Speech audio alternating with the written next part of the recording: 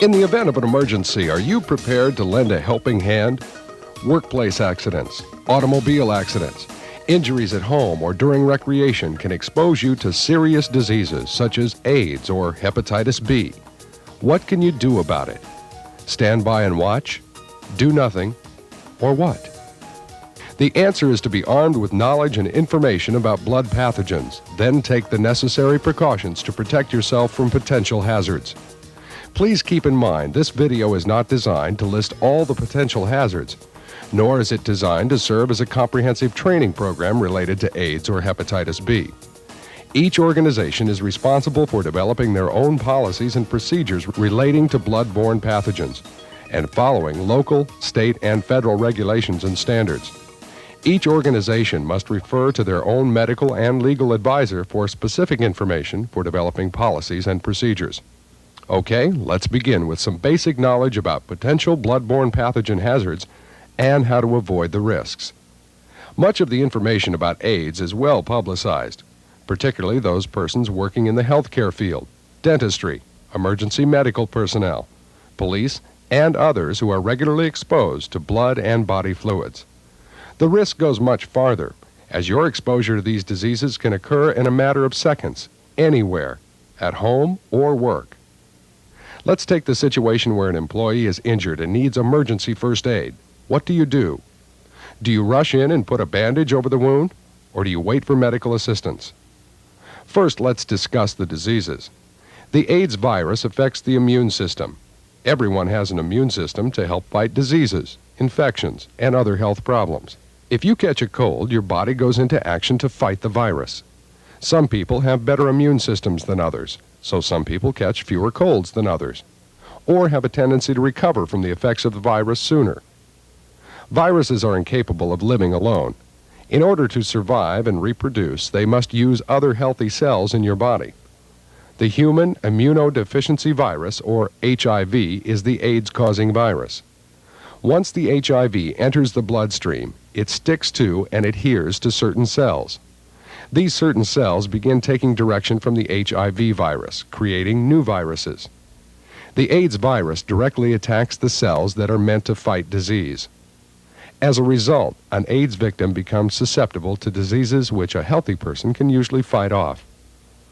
The hepatitis B virus affects the immune system, but the virus itself does not have a direct effect on the immune system, as does the AIDS virus. There is no current vaccine to immunize against the AIDS virus.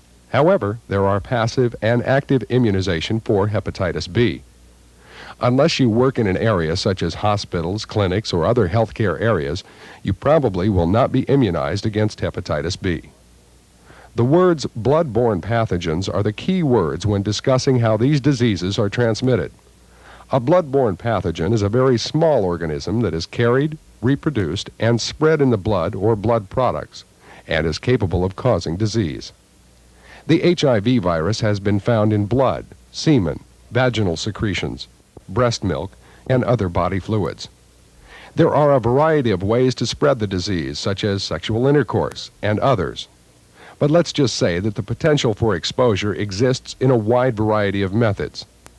However, it's important to remember that direct contact with blood, body fluids, or tissue of infected persons is about the only way to be exposed to AIDS. Hepatitis B is transmitted in much the same way as AIDS.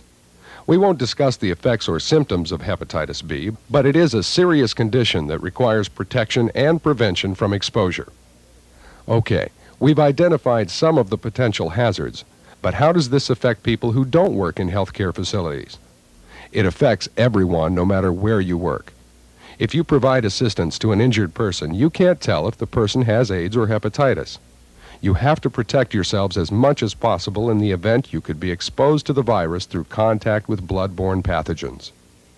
Personal protective equipment is extremely important when exposed to bloodborne pathogens. But there's a reluctance to use personal protective equipment for routine first aid procedures or when responding to an emergency. The facts are quite clear, however, that some basic personal protective equipment is required for protection. Masks prevent exposure to mucous membranes of the mouth and nose from droplets or splashes of blood and body fluids. Proper wearing of the mask is as important as the mask itself. Wear protective eyewear or a face shield when droplet or splashes of blood and body fluids may contaminate the eyes, mouth, or nose.